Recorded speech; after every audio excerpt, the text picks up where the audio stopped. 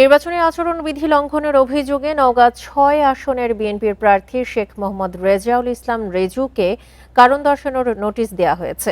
নির্বাচনী অনুসন্ধান ও বিচারিক কমিটির চেয়ারম্যান নওগাঁর সিভিল জজ আদালতের বিচারক সাথী ইসলাম এই নোটিশ দেন। এতে আগামী ১ ফেব্রুয়ারি লিখিতভাবে ব্যাখ্যা জানাতে বলা হয়েছে তাকে। নোটিশে উল্লেখ করা হয়, গত ১৬ জানুয়ারি একই আসনের স্বতন্ত্র প্রার্থী আলমগীর কবিরের পথসভায় বিএনপির প্রার্থী রেজাউল ইসলাম রেজুর সমর্থকরা বাধা দেয় এবং অগ্নিসংযোগ করে। পাশাপাশি প্রচারণার নির্ধারিত সময়ের আগেই পোস্টার বিলি করেন তারা, যা নির্বাচনী আচরণবিধির সুস্পষ্ট লঙ্ঘন।